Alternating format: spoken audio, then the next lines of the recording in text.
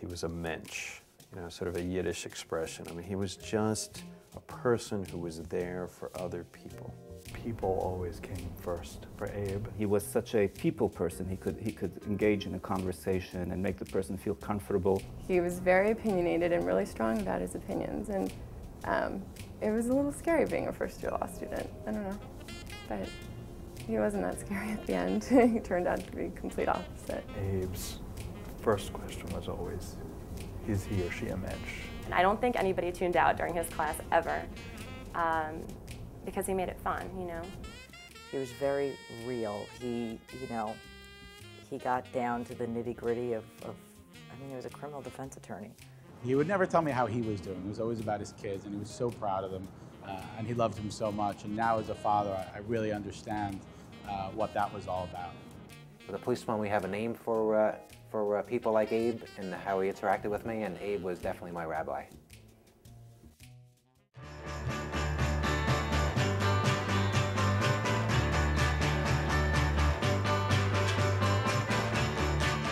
I think most people come into law school with more the prosecutor's mindset, and he really challenged us to think like defense attorneys, and he did a good job. But on top of that, he really made it entertaining. He was just like a good guy. He treated students like they were colleagues. And that's the best kind of atmosphere you can have in order to have learning. He was so funny with class that oftentimes we would write down word for word things that he said, you know, as we're all typing away our notes. And I still have my notes obviously from the class, and it's like a comedy act.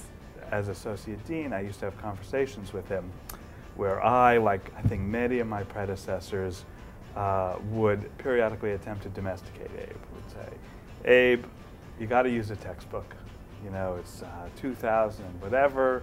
At this point, the whole legal academy uses textbooks. Students will expect textbooks. For Abe, the textbooks didn't mean anything. Bottom line view was that he knew more about criminal law in his pinky than the people who wrote the case books put in the 1,000 pages of the case book. And that his goal was to convey his love of the law and his knowledge and his experience to the students. And he didn't need a case book for that. If I had to say, who's the one person on the faculty that a new faculty member, a junior faculty member, you know, could count on if you needed someone who was going to be there for you no matter what? It was Abe. He sort of said, why don't you come join us for a high holiday meal for one of the Jewish holidays? And so I got on the train, I think, and went out and went to Abe's home, and there was Abe and his wife and his kids, and it was just a sort of a big scene, you know. There was a lot of talk. You know, I think his daughter at that point, who's now a law professor, I think she was in law school, and his sons were a little younger, but everyone was very verbal and talky and funny, and the food was great. There was a lot of cigarette smoke. It wasn't only Abe. There were other people smoking. I don't know who exactly. And it was a really good time on the whole, and it was a nice way to sort of help to welcome me into the Fordham family.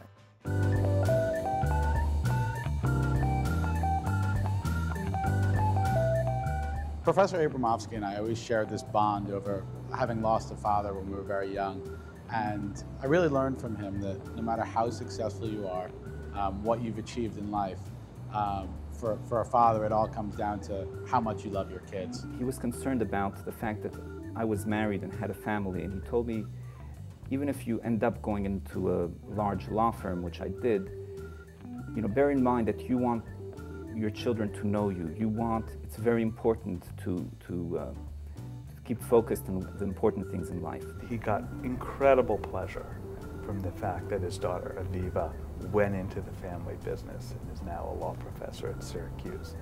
And I can't think of a moment when he was happier than this past May, when both Dov and Bucky graduated at the same time and walked across that stage, and he gave them their diplomas in this great hug.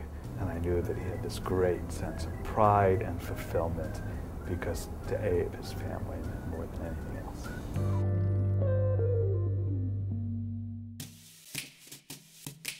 I don't remember if it was for a case or if it was for an article he was working on, and He had been trying to get in touch with this one guy, and the guy called him in the middle of the night and said, I can meet with you, but I can only meet with you now. And so I picked Abe up and we went down to a diner on 2nd Avenue and we sat and we talked to the guy and interviewed him, and 15 years later, I don't remember much more about it, but I mean, that was Abe, you know. He was, if it had to be done and it had to be done then, you know, he'd pick up the phone and he would call you, and it was interesting to say the least, but it was a great experience at the same time. It brought real life.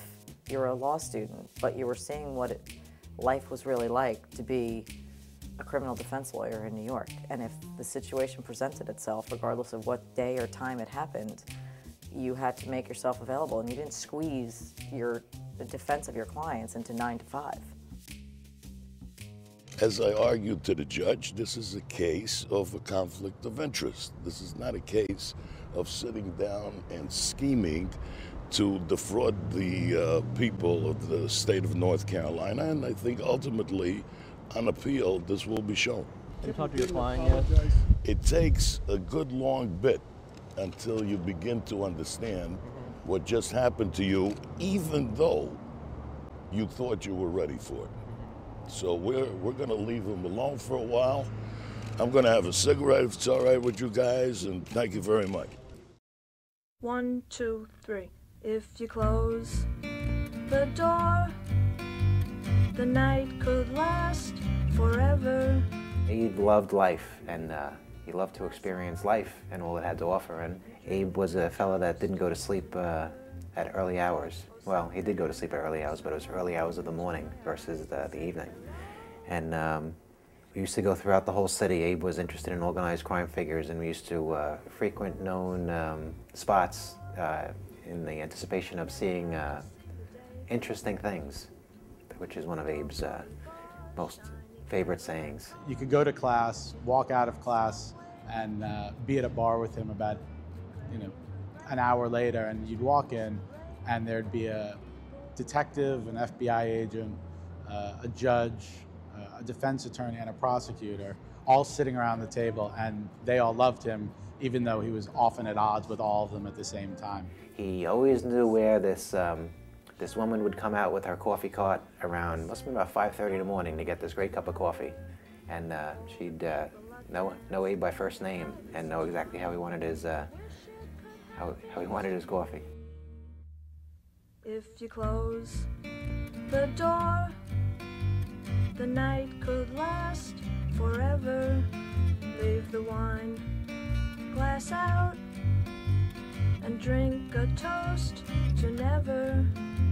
Oh, someday I know someone will look into my eyes and say, hello, you're my very special one.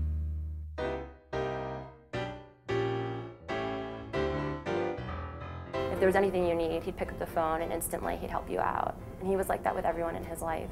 I think that he was extremely friendly as a person, and definitely made my whole law school experience much better. When I came to him worried about, I don't have a place to get married or a caterer or anything, before I knew it, he just dialed up his rabbi, and I was on the phone with the rabbi. He was giving me advice about kosher caterers, and I'm Catholic, and he's telling me to get married in the synagogue or in the temple, and what a great space it is. But, I am Catholic, but he just always wanted to help, and that's like the thing I'll miss about him most. Whether it was a legal problem or just a general problem, and he'd always be there for you. He might be late for the meeting, he might want to meet in a weird place, but he'd always be there for you. And there aren't that many people like that around anymore, and I'll really miss Abe for that. Abe was an amazingly inspiring person for our students. There's an entire generation of Fordham Law School graduates who, when they think of Fordham Law School, they think of Abe Abramovsky, and they think of the love of law and a sense of justice that he conveyed to them. Abramovsky. It's Abramovsky, and I'm from New York City and Fordham Law School.